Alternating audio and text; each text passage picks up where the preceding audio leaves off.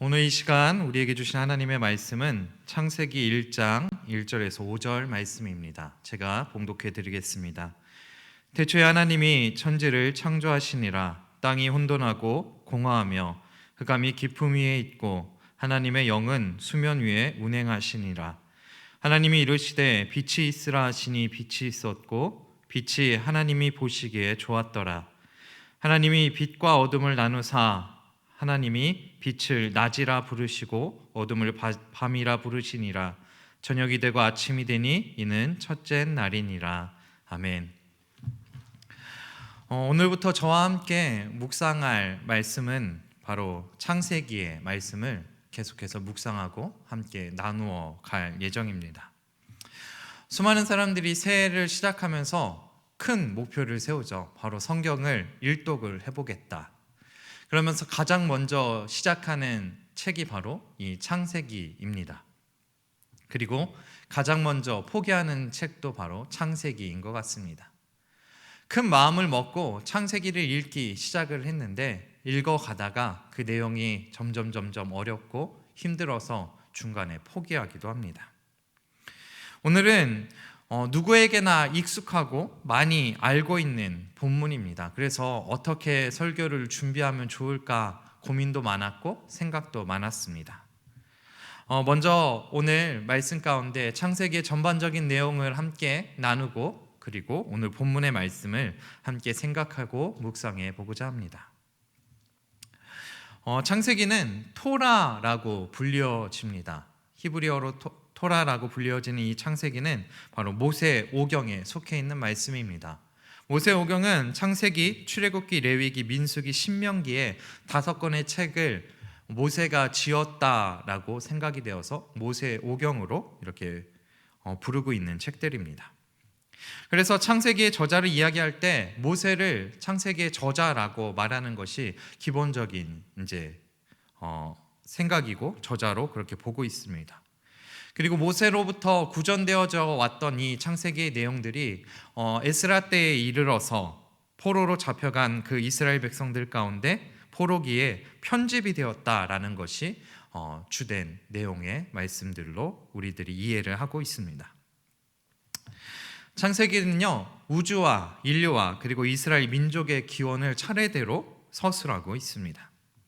그래서 창세기를 크게 4가지 부분으로 나뉘어 볼 수 있습니다. 첫 번째로는 1장부터 11장까지의 원역사, 다시 말해서 하나님께서 세상을 창조하신 것과 그리고 사람들이 타락해 나가고 하나님께서 다시 한번 세상을 재창조해 나가시는 사역을 묘사하고 있습니다.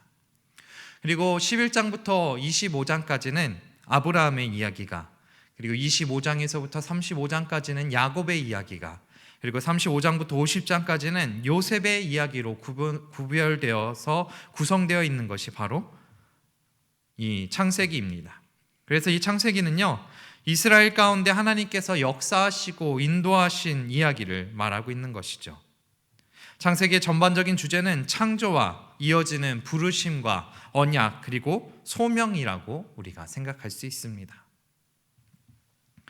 창세기는 세상을 창조하신 하나님께서 사람들을 직접 부르신 사람을 그리고 그 사람과 맺은 언약을 그리고 그 사람에게 준 소명을 통해서 한 민족을 세워나가는 이야기를 기록해 놓은 것이 바로 창세기의 내용입니다.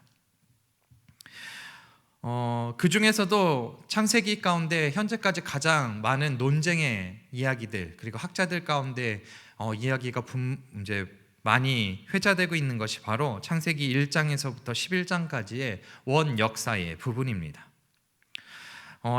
창세기 원역사 논쟁이라는 책에 의하면 이 부분을 크게 3가지 부분으로 나누어서 이야기를 하고 있습니다. 첫 번째는 역사적이고 신학적인 문헌으로 이해하는 방법, 두 번째로는 원형적인 역사로 이해하는 방법, 세 번째로는 고대 역사 편찬 문헌으로 이해하는 방법으로 나뉘어서 논쟁을 하고 있는 것이죠. 이 부분이 왜 중요하냐면 간단히 말해서 이 창세기를 단군 신화와 같은 신화로 볼 것인가 아니면 삼국 사기와 같이 이스라엘의 역사로 볼 것인가라는 문제입니다. 왜냐하면 고대 근동에 전해져 내려오는 수많은 신화들의 모습 가운데 바로 이 창세기의 내용과 비슷한 그 설화들의 내용이 그 문헌들이 발견되고 있기 때문입니다. 그리고 또 창세기는 역사 그대로야 라고 받아들이게 되면 그 창세기가 가지고 있는 시간적인 오류들을 해결할 수 없기 때문에 이런 논쟁들이 지금까지 끊임없이 반복되어지고 학자들 가운데 논의되어지고 있습니다. 근데 우리에게 중요한 것은요, 이 창세기 내용이 신화이냐 아니면 역사이냐가 중요한 것이 아닙니다. 바로 그 말씀 가운데 담겨져 있는 이야기들, 그리고 하나님의 말씀하시는 그 말씀들, 그리고 하나님께서 한 민족을 세워나가시고 이 땅을 창조하실 때 어떤 목적을 가지고 창조하셨는지가 우리들 가운데 중요하게 생각해야 될 문제입니다. 이것이 우리가 창세기를 읽어나가면서 생각해야 될 중요한 방법들, 그리고 고민들 가운데 하나인 줄 믿습니다. 창세기 1장에서 11장을 크게 5가지의 사건으로 구별할 수 있습니다. 먼저 1장 1절에서 2장 3절까지의 말씀은 바로 창조의 이야기입니다. 하나님께서 천지를 창조하시고 6째 날을 6일 동안 각 날마다 하나님의 창조의 그 섭리에 따라 세상을 창조하신 이야기, 그리고 마지막에 사람을 만드신 이야기가 바로 기록되어 있는 것이 바로 1장 1절에서부터 2장 3절까지의 이야기입니다. 그리고 2장 3절부터 4장 2절까지는 바로 아담과 하와의 이야기가 기록이 되어 있습니다. 그리고 4장 3절부터 5장 32절은 가인과 아벨의 이야기가, 그리고 6장 1절에서부터 10장 32절까지는 노아의 이야기가, 그리고 11장 1절에서 11장 26절까지는 바벨탑 이야기로 나뉘어서 이 창세기 1장에서 11장이 구별되어 볼 수 있습니다.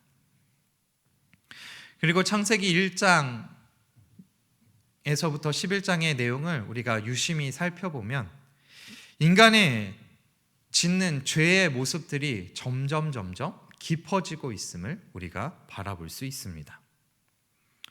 처음 인간의 죄는요, 3장에서 선악과를 따먹고 하나님 앞에 거짓말하며 불순종하는 것으로 시작이 됩니다.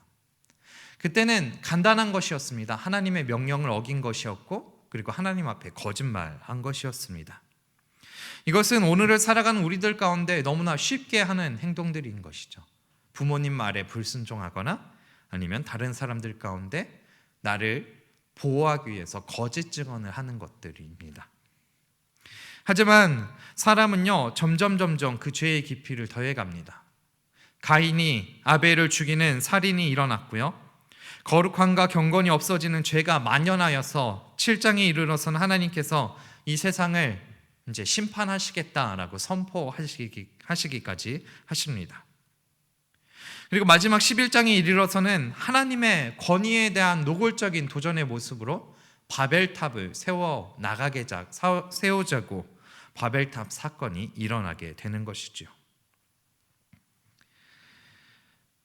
죄의 생각에서, 죄의 기준에서 창세기 1장에서 11장을 읽어 나간다면 너무나 암담하고 너무나 슬픈 일입니다. 하나님이 그 죄의 모습을 그냥 두고 보시지 않으시고 아담과 하와는 에덴 동산에서 쫓겨났고 가인은 부모님의 집을 떠나야 했으며 수많은 사람들은 홍수의 그 심판에서 살아남지 못하였고 바벨탑은 무너지고 사람들은 뿔뿔이 흩어졌습니다. 하지만 중요한 것은요, 하나님께서는 그 가운데에서 우리들 가운데 희망의 메시지를 전달해 주고 계시다라는 사실이죠. 바로 불순종하였던 아담과 하와에게는 가죽옷을 입혀주셨고요, 아벨에게는 그가 피할 피난처를 마련해 주셨고요, 홍수의 때는 노아의 가족을 통해서 수많은 동물들과 사람을 구원해 주셨고, 바벨탑 사건 이후에는 아브라함을 부르셔서 그로 인하여 새로운 민족을 세워나가는 모습을 우리들에게 보여주십니다. 창세기 1장에서부터 11장 말씀은 죄악된 우리이지만 하나님께서 우리를 사랑하셔서 우리에게 끊임없이 은혜를 베풀어 주심을 기록해 주고 있는 말씀입니다. 오늘 창세기 1장에서 11장 내용 중에 창조의 이야기 중에서, 그리고 또 그 중에서도 1장 1절에서 5절의 말씀을 함께 나누어 보고 함께 생각해 보고 함께 묵상해 보고자 합니다. 오늘 본문 1절은요, 이런 말씀으로 시작이 되고 있습니다. 태초에라는 단어입니다. 여러분, 이 태초라는 말을 생각하면 어떤 것이 가장 먼저 떠오르십니까? 저는요, 이 태초라는 단어를 통해서 시작이라는 개념이 가장 먼저 떠오르는 것 같습니다. 태초에, 그 시작에 하나님이 천지를 창조하셨다. 태초에 하나님이 천지를 창조하셨다라는 이 1절의 본문을 우리가 듣게 되면 하나님께서 천지를 창조하시기 시작하셨다라는 개념으로 받아들이기 쉽습니다. 그러면서 우리들은요, 하나님께서 아무것도 없는 상황에서 이 세상을 창조하였고 천지를 창조하시는 모습을 우리가 볼 수가 있습니다. 그리고 전통적으로 우리가 생각해왔던 창조의 시작은 바로 이런 아무것도 없는 상태에서의 시작을 우리는 생각해왔고 알아왔습니다. 하지만 말씀을 이렇게 유심히 보면 이런 생각은 2절 본문을 통하여서 우리들에게 한 가지의 의문을 전달해 주게 됩니다. 그것은 무엇이냐면 2절 말씀에 땅이 혼돈하고 공허하며 흑암이 깊음 위에 있고 하나님의 영은 수면 위에 운행하시니라. 아무것도 없는 무의 상태에서 하나님이 세상을 창조하셨다면 2절에서 이어져 나오는 이 땅과 그리고 흑암과 공허와 그리고 혼돈과 하나님의 영이 운행하신 이 수면을 어떻게 말할 수 있을 것인가는 우리들 가운데 문제점으로 다가오게 됩니다.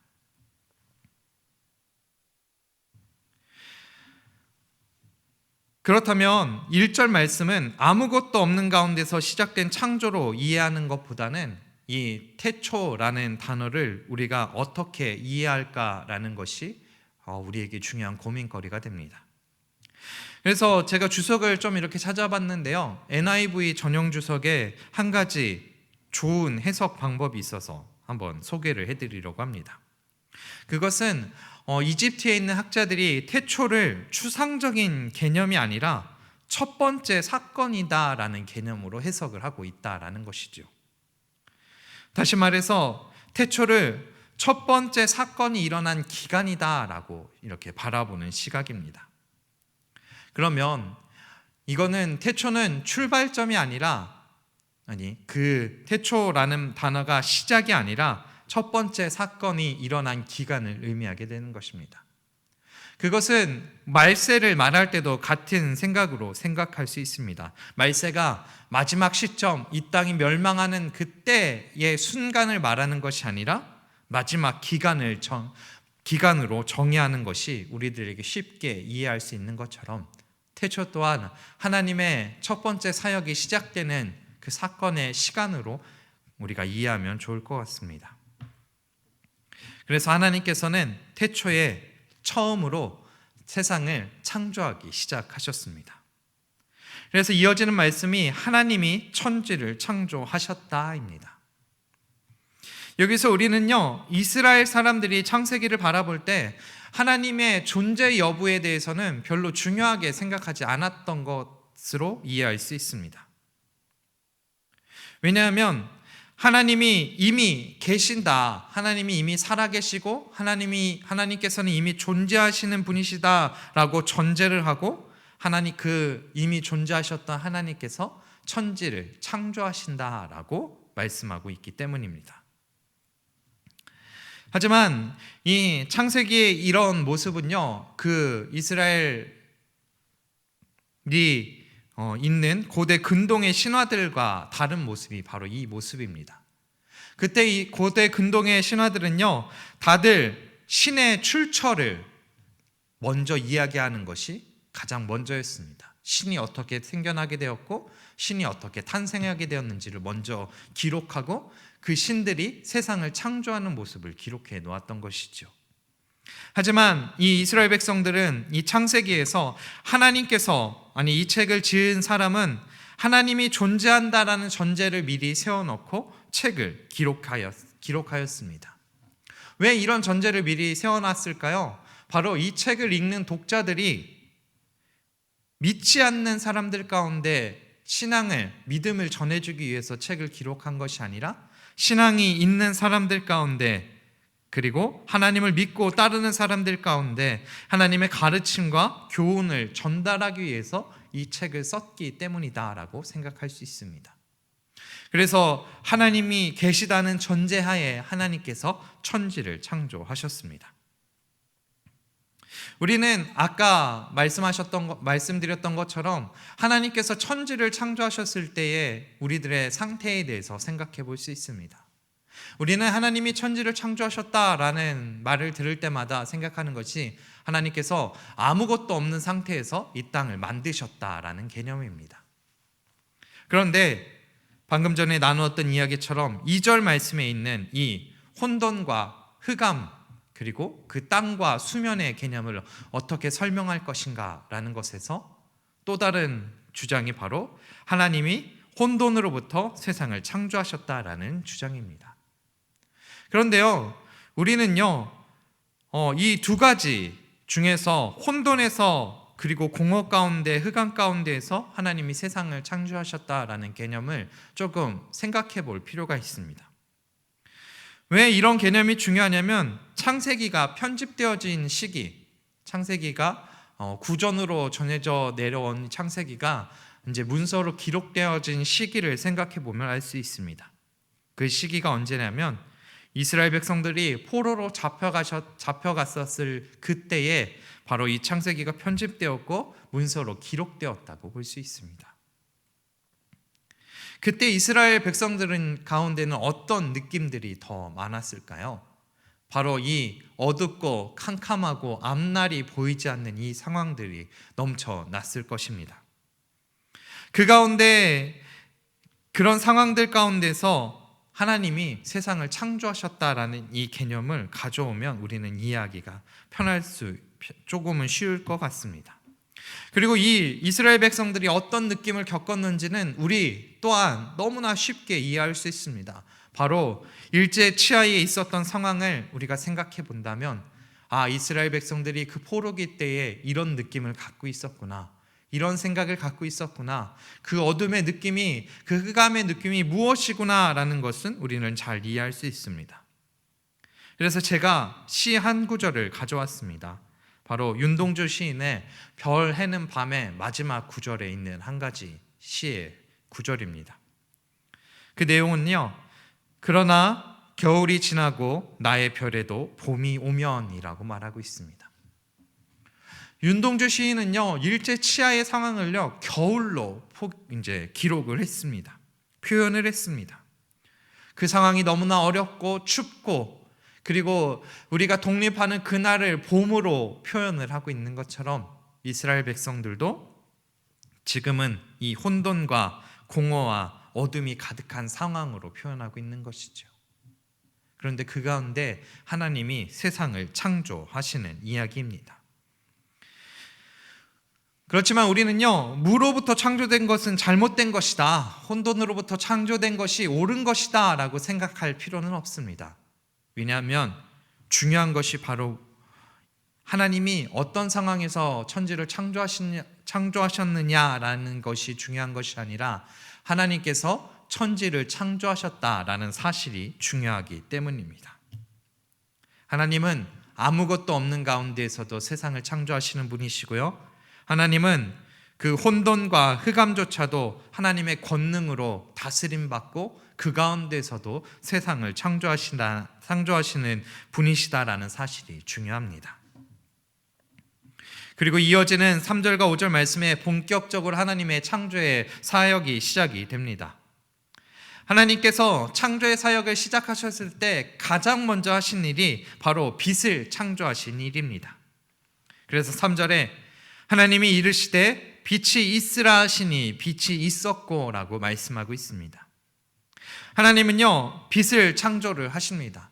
그런데요, 어떻게 창조하시냐면 말씀으로 명령만 하십니다.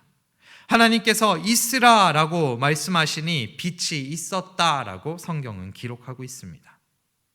또한 4절에 빛이 하나님 보시기에 좋았더라 하나님이 빛과 어둠을 나누사라고 기록되어 있습니다. 빛은 하나님이 보시기에 좋았고 하나님께서는 이제 빛과 어둠을 나누셨습니다. 그런데요, 하나님께서는 빛과 어둠을 동시에 창조하신 것이 아니라 빛을 창조하셨습니다. 왜냐하면 2절 말씀에 이미 이 흑암, 어둠이 있었기 때문입니다. 하나님은 어둠 가운데 빛을 창조하셨고 이 빛과 어둠을 나누셨습니다.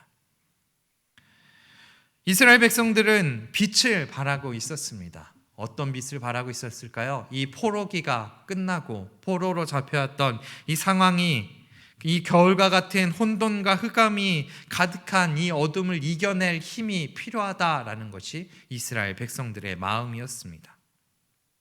하나님은요, 그래서 이스라엘 백성들은 어둠 가운데 빛으로 만드신 하나님을 기록해 두었습니다. 빛은 생명을 가지고 있습니다. 빛은 이스라엘 백성들을 어둠에서 생명으로 이끌어 나갈 단 한 가지 길이었을 뿐입니다.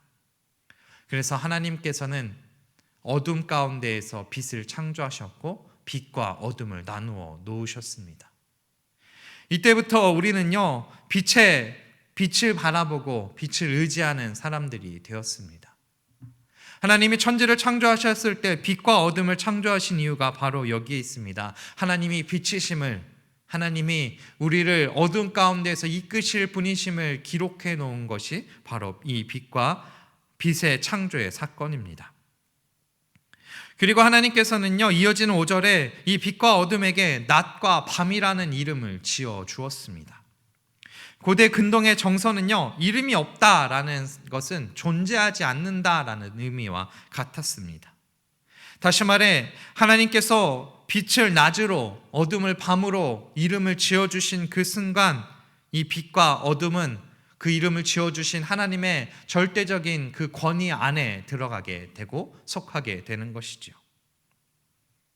바로 하나님께서 빛과 어둠 가운데 낮과 밤이라는 이름을 지어주심으로 하나님의 절대적인 주권을 나타내 주고 계십니다. 그리고 이어지는 5절에 저녁이 되고 아침이 되니라는 구절이 의미하는 것 또한 어둠이 물러가고 빛이 온다라는 개념으로 받아들일 수 있습니다. 아까 우리가 나누었던 윤동주 시인의 그 별에는 밤의 그 문장처럼 겨울이 가면 봄이 올 것을 기대하는 것처럼 어둠이 오는 밤, 밤이 되는 그 저녁이 지나가고 아침이 되는 것은 어둠이 지나가고 빛이 다시 우리들 가운데 비출 것을 이야기하고 있습니다.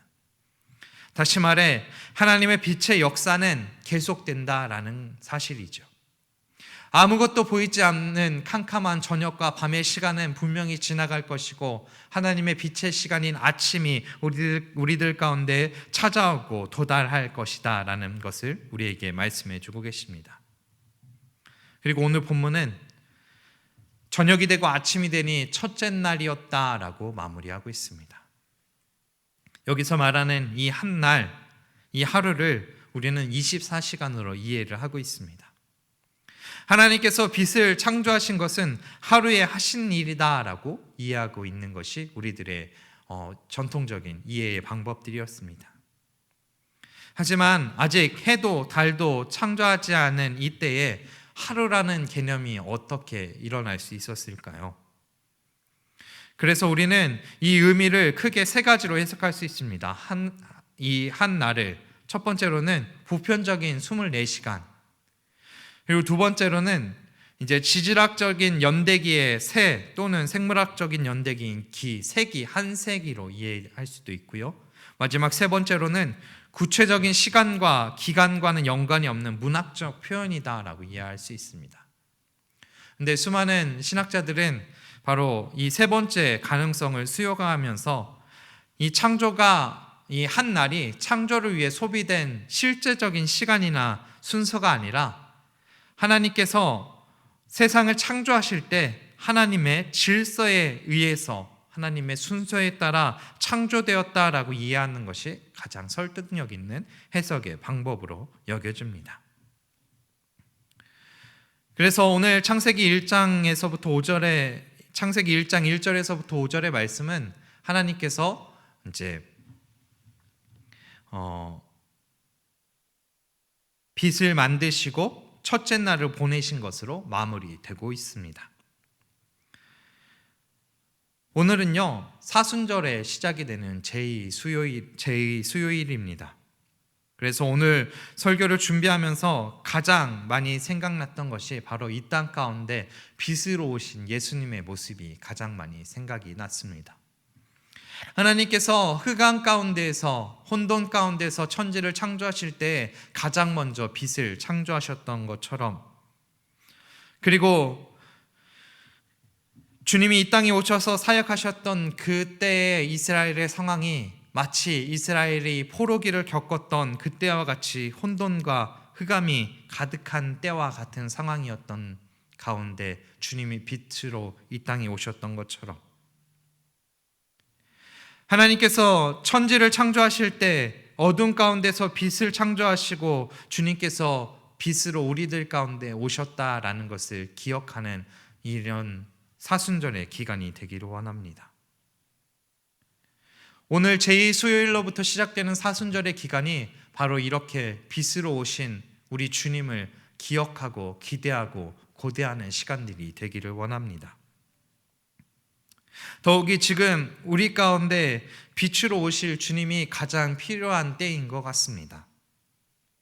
온 나라가 코로나19로 시끄럽습니다.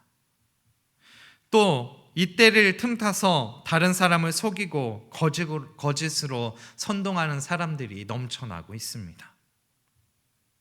우리의 삶의 자리는 점점점 더 어려워진다고 말하고 있는 이때인 것 같습니다. 이럴 때일수록 우리는 빛으로 이 땅 가운데 오신 주님을 기대하며 나아가기를 원합니다.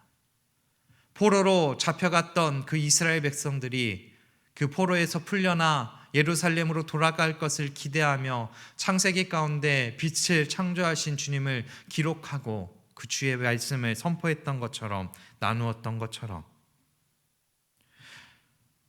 아무것도 보이지 않고 어려운 상황 가운데 빛으로 오신 주님 때문에 이스라엘 백성들이, 그리고 우리가 그 주님을 알게 되고 주님을 만나고 주님을 기대할 수 있었던 것처럼 어둠을 이기는 아침이 우리에게 찾아올 것을, 추운 겨울은 끝나고 봄이 올 것을 기대하며 사순절을 보내는 우리들 가운데 어지럽고 어려워 보이는 이 코로나19로 인해 일어난 이 어수선한 상황들이, 그리고 우리들 가운데 닥쳐있는 어려움과 아픔과 슬픔들이 사순절 기간을 보내며 우리 가운데 빛으로 오실 주님을 기대함으로 이겨내고 그 주님과 함께 기뻐할 수 있는 우리들의 모습이 되기를 원합니다.